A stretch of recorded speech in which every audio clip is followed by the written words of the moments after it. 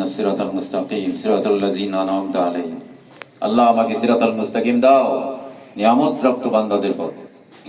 আল্লাহ পাক কোরআনে কারিমে সূরা নিসা 69 নম্বর আয়াতে বলতেছেন, যখন তুমি সিরাতাল মুস্তাকিম পেয়ে যাবে তখন তুমি নবী, সিদ্দিক, শহীদ এবং ওলিদের সঙ্গে তোমার সাক্ষাৎ হবে, জিয়ারত হবে।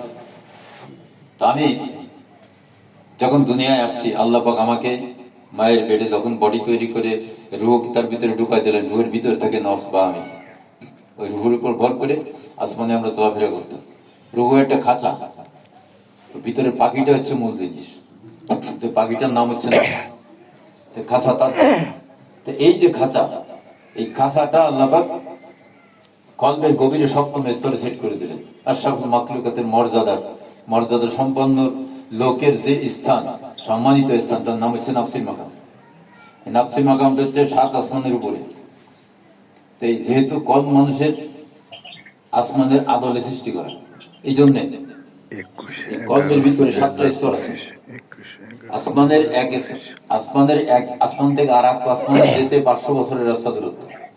এই কলবের ভিতর যে স্তরগুলো আছে, 500 বছরের রাস্তা দূরত্ব। এই 500 বছরের রাস্তা দূরত্ব 7টা মাকাম আছে 7 আসমানের মধ্যে। এই 7টা 535 বছরের রাস্তা, যেখানে আল্লাহ পাক আমাদের ফিট করে দুনিয়ায় পাঠাইছিলেন। গুনাহ করার কারণে আল্লাহ পাক আমাদের সেখান থেকে বহিষ্কার করেছেন। একেবারে 7 আসমানের নিচে একেবারে সুদূরের মাকামে বাইর করে দিয়ে কলবে সিল করে দিয়েছেন। সিল কার করেছেন? গুনাহগারের জন্য। যখন গুনাহ করে মানুষ কি হয়? কলবে সিল মেরে দেওয়া হয়। আফারা আইতা মান ইত্তাখাযা ইলাহাহু হাওয়াহু ওয়া আদাল্লাহু আলা ইলমি ওয়াক্তামা আলা সামিহি ওয়া কলবিহি ওয়া জাআলা আলা বাসারিহি গিশাওয়া। যখন কোন ব্যক্তি আল্লাহর সঙ্গে নাফরমানি করে, আল্লাহর হুকুম মানে না, আল্লাহ পাক তখন তার কলবে সিল মেরে দেন। তার কারণ হচ্ছে গুনাহগারের জন্য ওই সিরাতাল মুস্তাকিম না। কলবের ভিতরে যে 535 বছরের রাস্তা আছে, এখানে 7টা স্টেশন আছে। এই 7টা স্টেশন যুক্ত 535 বছরের রাস্তার নাম সিরাতাল মুস্তাকিম। গুনাহগারের জন্য সিরাতাল মুস্তাকিম বন্ধ করে দেওয়া হয়, কলবে সিল করে দেওয়া হয়। তখন সে আর শয়তান এক থালে ভাত খায়, একসঙ্গে ঘোরাফেরা করে। দূরের মাকাম হচ্ছে শয়তানের বিচরণের ক্ষেত্রে।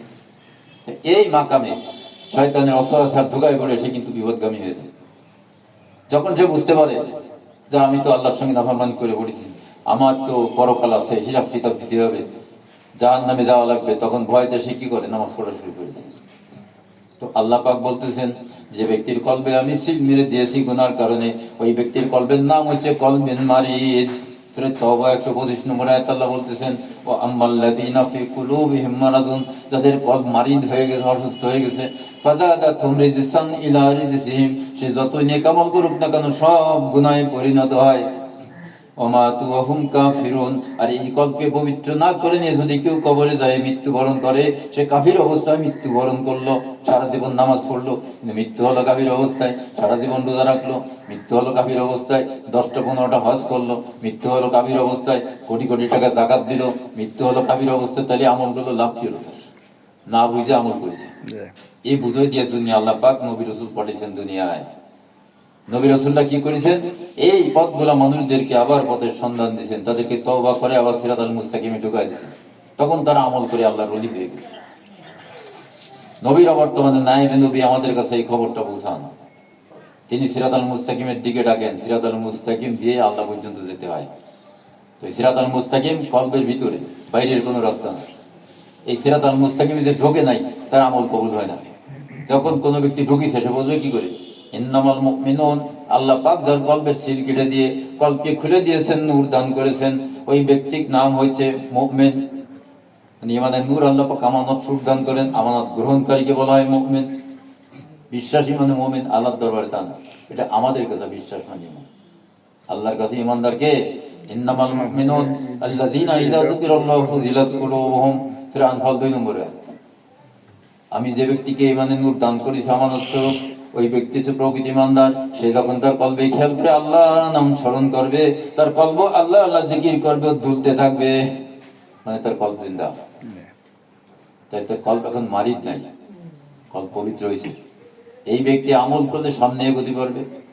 সে যখন আমল করবে, আল্লাহ পাক বলতেছেন সূরা তাওবা 124 নম্বর আয়াতে, فَأَمَّا الَّذِينَ آمَنُوا ফাযাদাতহুম ঈমানা ওয়া হুম ইস্তাবশিরুন। যে ব্যক্তি প্রকৃতি ইমানদার, তার কলব জিন্দা, ওই ব্যক্তি যখন নেক আমল করে, আমি নেকি দান করি, তার কলবের জিকিরের হাল বেড়ে যায়।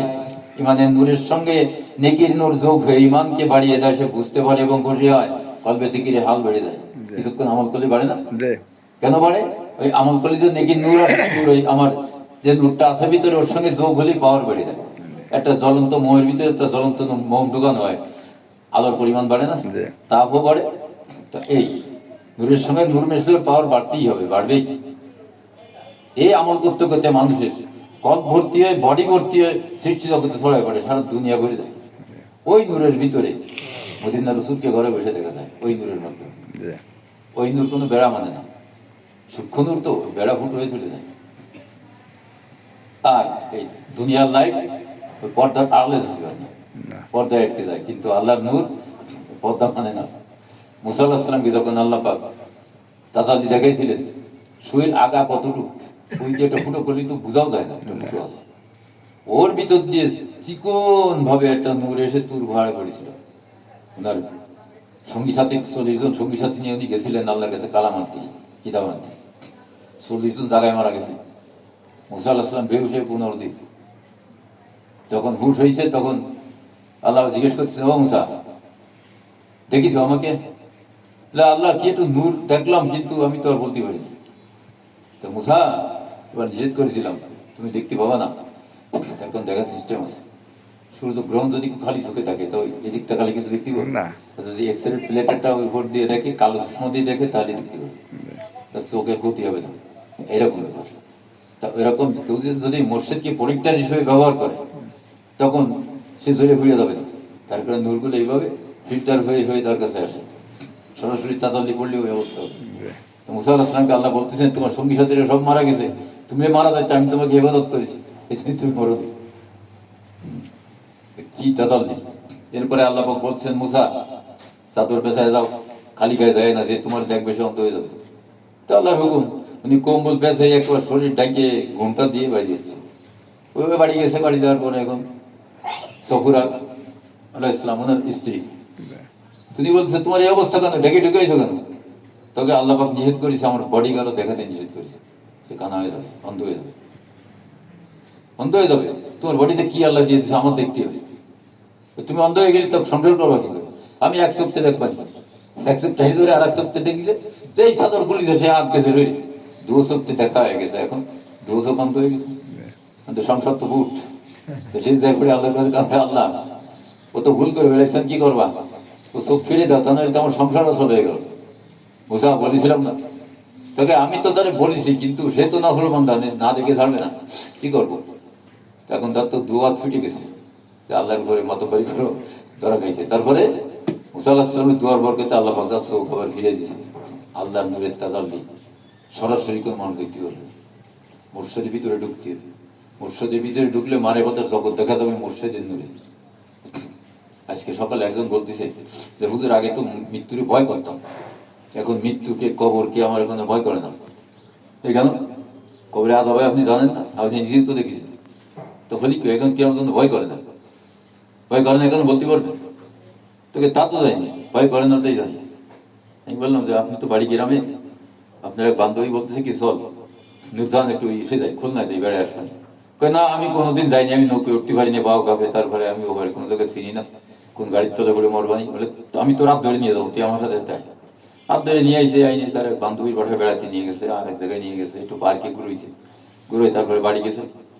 বাড়ি গেলে দেখা যায় পরের দিন উনি একটা ছেলের হাতে করে নিয়ে ঘুরতে এসে ভয় গেল কোন জায়গায়, তার জন্য জায়গা চিনে গেছে, ঠিকই গেছে। দেখে যখন গেছে তখন তো তার আইডিয়া হয়ে গেছে, এখন আর ভয় নেই। যারা ওই জগৎ দেখেছে মারে পথে চোখ দিয়ে, তাদেরকে ভয় করবে না, তার কারণ তারা তো দেখেছে, ভয় ছাড়াই গেছে। যারা না দেখেছে তাদের ভয় আছে, তাদেরকে আল্লাহ দেখাইছে, তাদেরকে মাফ করে দিয়ে তারপরে তো দেখাইছে। এই জন্য তা এখন বলতেছে, হুজুর আমি তো ওইভাবে বুঝতে পারিনি, আসলে ঘটনা তো ঠিক আছে। তখন মিশাল দিয়ে বুঝাইছি, তখন কয় না তাই তো ঠিক আছে, আমি তো এগুলো দেখি, জান্নাত দেখি, জাহান্নাম দেখি, আরশ কুরসি লোহ কলম দেখি, হুরকে রেমান দেখি, আজরাইল ইসলামের দেখি, সবই তো দেখি, এখন আর ভয় করে না। তো এটা হচ্ছে মারে পথের জগৎ, তোমার আল্লাহ নূর দিছে, এই নূর যারা তুমি দেখিছো চিন্তা শোনা হয়ে গেছে, এই জন্য আর ভয় করে না। তাছাড়া একদিন আমাদের তরিকার একজন সে বলতেছে হুজুর হাজার আসলামকে দেখা যাবে? আমি বলছি যাবে কেন, এত সকালও কেন? হাজার নাম শুনলে মানুষ ভয় পায়, তুমি দেখতে চাও? আমার একটু দেখতে মন চায়। ঠিক আছে চলো। তা সিদ্ধাতুল মুনতাহা তো উনি পাশে একটা পাহাড় আছে, সেখানে বসতে, তো সেখানে নিয়ে গেছি। তাকে দেখো যে পাহাড়ের উপরে বসা, তোকে হুজুর আমি দেখবো না, আমি চলে যাই। কেন? পাটকাঠি যেরকম বড় বড় বিশাল বড় মাথা, পাটকাঠির মতন একটা চুল, ওই রকম চুল, বড় দামার মতো মাথায়, দেখলি তো এমনি চোখ, চোখগুলা এমনি দেখলি, তোকে হুজুর আমি দেখবো না। আমি বললাম বলো যে হজরত আপনি রহমতের সুরতে দেখা দেন, আমার তো ভয় করতেছে। রহমতের সুরতে দেখা দিচ্ছে। তো ওনার কাজ কি জায়গায়? আমি বলছি ওনার কাজ হচ্ছে এখানে গাছের পাতায় পাতায় প্রত্যেক জানদার সৃষ্টি নাম লেখা আছে, পাতা দিয়ে ধরে পড়বে 40 দিনের মাথায় তার জান কবর। এই পাতাগুলো উনি পাহারা দেয়। ওই পাতা নিয়ে ওই যে বাক্স আছে, বাক্সের তলে দিয়ে বসে রয়েছে, ওই বাক্স নিয়ে থই। এখন এই বাক্সের ভিতরে যে 40 দিন হয়ে যায়, সেই জানটা কবজ করে নিয়েছে। এখন আমি প্রশ্ন করলাম যে হুজুর 100 জন লোকে জান কবজ করতে হবে, আপনি তো একা মানুষ, এট এ টাইম কি করে পারেন? কয় আল্লাহ ক্ষমতা দিচ্ছে, আমরা পারি। এইটার মিসাল স্বরূপ একজন আমার কাছে জিজ্ঞেস করতেছে যে হুজুর বড় বিশ্বে এক রাত্রি এক সন্ধ্যায় 40 বাসায় ইফতারি করেছে বলে? তোমাকে হ্যাঁ করেছে। তো কেন, তোমার সন্দেহ আছে নাকি? তোকে তারপরে হয় কি করে? ওনার খাদেম করছে, উনি খানকায় ইফতার করেছে। এরপরে ওনার মরিদানরা যারা আসতেছে তারা বলে হুজুর আজকে আমার বাসায় ইফতার করেছে, আর একজনকে হুজুর আজকে আমার বাসায় ইফতার করেছে। খাদেম কয় কি না, হুজুর তো আমার সাথে ইফতার করেছে। ভেজাল হয়ে গেছে না? দেখেন 40 বাড়ি ইফতার কি করে করলো? একটা আল্লাহর ওলির কত দূর আল্লাহ পাক হিকমত দান করে। আমি বললাম যে তুমি এক কাজ করো, তুমি তোমার মসজিদে বানাও, তোমার বাড়ির কোনো ওই যে রাস্তার করে একটা বট গাছ আছে, কতগুলো পাতা হবে? তো কোটি কোটি পাতা হবে, ও গুনে পাওয়া যায়। বড় বট গাছ, অনেক পুরোনো। এখন তুমি ওই বট গাছের পাতা খেয়াল করে সালাম দাও মসজিদকে, দেখা যায় পাতায় যায়। আর একটা পাতা দেখো দি, আর সালাম দেওয়া লাগবে না। আর একটা পাতা দেখো দি, যায়। আর একটা দেখো দি, বলে যায়। প্রত্যেকটা পাতা চেক করো, কোন জায়গায় নেই খুঁজে বের করো। তোকে হুজুর সব জায়গায় আছে। এবার বুঝতে পেরেছো, এটা আল্লাহর কুদরত। আল্লাহ পাক সর্বত্র বিরাজমান। যখন ওই নূরের ভিতরে কোনো মানুষকে আল্লাহ নিয়ে নেয়, তখন সে সর্বত্র বিরাজমান হয়ে যায়। তুমি পূর্ব জামানা থেকে পর্যন্ত যে কোনো নবী, যে কোনো অলি জিয়ারতের কাছে জিজ্ঞেস করো যে আমার মুর্শিদকে চেনো? বলবে চিনি। কিন্তু আমাদেরই সন্তান, তো ওদের তা কিভাবে সম্ভব? তো সাইড নামে একটা লোক আছে, আমাদের মোবাইল থাকে ঢাকায়, তো ওরে নিয়ে গেছি। আরো সাথে নিয়ে যায় ইবাদত খানে ঢুকে দিয়েছি। তো এইখানে দেখো যে ইবাদতের অত কে নাই, তার সাথে কথা বলো, সালাম দিয়ে পরিচয় জিজ্ঞেস করো। সালাম দিয়েছে, যে পরিচয় জিজ্ঞেস করেছি আমি খানজাহান, খাদা খানজাহান রহমতুল্লাহ আলাইহি। তাই আমি বললাম যে ঠিক আছে, তুমি তোমার মুর্শিদের কাছে অনেক কাছে জিজ্ঞেস করো, চেনে তারে? তো জিজ্ঞেস করেছে, সে তো ঢাকায়, তোর খানজাহানের দরকার চেনে না। তো জিজ্ঞেস করেছে কল্লি কয়, সে তো আমাদেরই সন্তান, চেনবো না কেন? উনি যে আমাদের জামাতে 24 ঘন্টা কাজ করে, খানজাহান ওনার এলাকা না, সুলতানাত তো ওনারই, বাতিনিভাবে উনি সুলতান এখনো। কেউ যদি আসতে ওনার পারমিশন নিয়ে আসা লাগে, তা চেনবো না কেন, সে তো আমাদেরই সন্তান। দেখো আল্লাহ পাক একটা মানুষকে কত ভালোবাসলি, এ পর্যন্ত নিয়ে যায়, সমস্ত সৃষ্টির মধ্যে খবর হয়ে যায়। একজন গেছে, বলতেছে কেউ হুজুর ওই জিনের বাদশা দেখা যায়? তুমি যাবে, কবে দেখবা? তোকে এখন দেখা যাবে? ঠিক আছে যাবে, তা তোমার সাথে ওঠো, বাদশাহ ইমরানের প্রাসাদের কথা বললো, নিয়ে যাবে। এক টান দিয়ে ওনার গ্রীষ্ম, বাদশাহ ইমরান নেমেছিল। আসার পরে উনি বলতেছে আমি মদিনার জামাত থেকে আসছি। ঠিক আছে আসো। তো নামাই নিয়ে ঘরে নিয়ে গেছে, বৈঠকখানে বসাইছি, নাস্তা পানি দিছি তাকে। এবার তিনি দেওয়ার পরে আমি বললাম যে তা আপনি মদিনার জামাত চেনেন?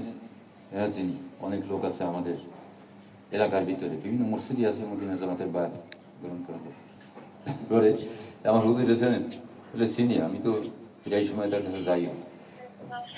দেখো সৃষ্টি জগতে আমরা মানুষ, আমরা চিনি না, বুঝি না, কিন্তু বাতেনি জগতে চেনে না। তবে তাই কিছু করার নেই, আমাদের করার আছে। আমরা এটা জেনে শুনে শিখে বুঝে যদি আমরা সামনে এগোতে পারি, আমি মর্যাদা পাবো। ওরা এরকম পাবে না, তাদেরকে কিন্তু এত ছাড় দেওয়া হয়নি, এত ছাড়টা দিতে হয়নি। তো এই কয়েকটা কাহিনী, আরো কাহিনী আছে, এই তো একটা দুটো বললাম, এরকম বহু কাহিনী আছে। তো যদি তরিকে আমল করা যায় ধীর স্থির ভাবে, কামড়ায় ঘুরে থাকতে হবে। যখন ফুলে মধু খায় মৌমাছি, তখন ও কিন্তু একটুও ডাকে না।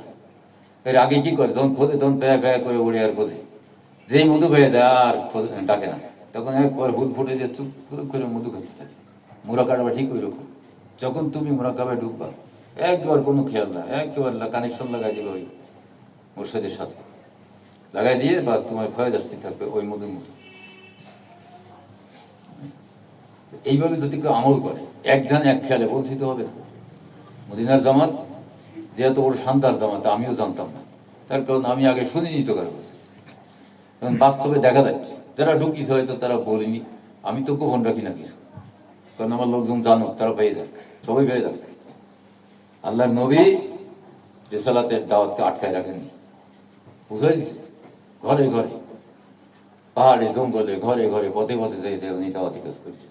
মদিনার জামাতের দাওয়াতি কাজ এরকম পথে পথে করলেও হবে, গাছতলায় বসে তবা পড়াই দিব হয়ে যাবে। এত সুন্দর জামাত, এত সুন্দর।